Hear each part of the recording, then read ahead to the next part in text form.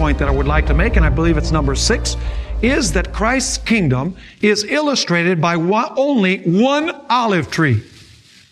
Now, I'm going to tell you a few things about that olive tree. It's found in Romans chapter 11. In a moment, we're going to go to the verses. But I want you to have something clear before we read the verses. This olive tree has natural branches. And those natural branches are retained in the tree. In other words, those natural branches are never cut off. They are retained in the olive tree. These represent the Jews who believed in and accepted Jesus Christ as Savior and Lord. The literal Jews are the natural branches that were never cut off because they received the Messiah. Then you have natural branches who were cut off. They represent the literal Jews who rejected Jesus Christ because the tree trunk represents Jesus. Then there were natural branches who were cut off, but then they were grafted into the tree again. That represents the Jews that initially rejected Jesus, but then they accepted Him afterwards. You see, what is it that determines whether you belong to the tree or not? What determines it is your relationship to whom? To Jesus Christ.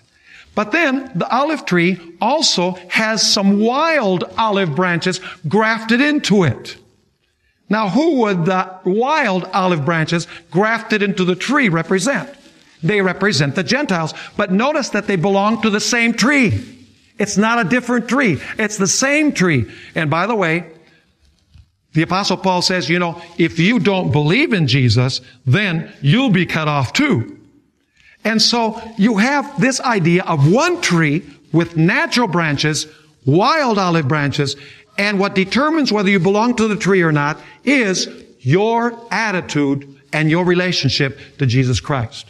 Let's read Romans 11, beginning with verse 17. It's a rather long passage, but let's go through it. The Apostle Paul says, "And if some of the branches were broken off, and you, being a wild olive tree," this is now speaking about the Gentiles, "were grafted in among them, and with them became a partaker of the root and fatness of the olive tree, do not boast against the branches," he says to the Gentiles. Don't think that you're so great because you were grafted in. "But if you do boast, remember that you do not support the root, but the root supports you." Of course, the root represents whom? Jesus.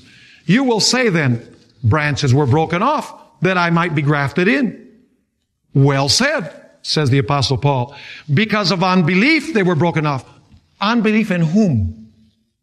The natural branches were broken off because of unbelief in Jesus. And you stand by how?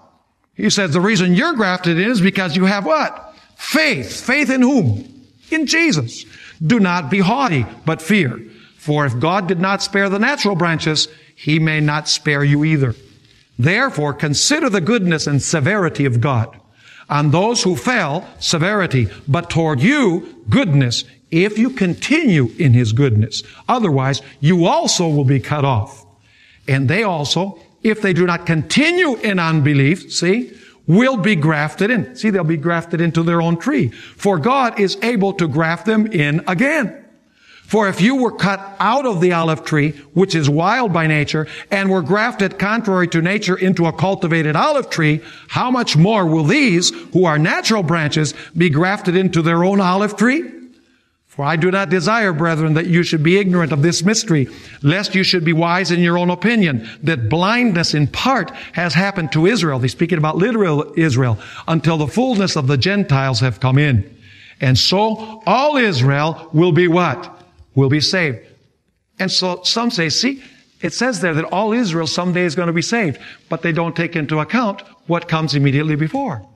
You see, what is all Israel according to the preceding context?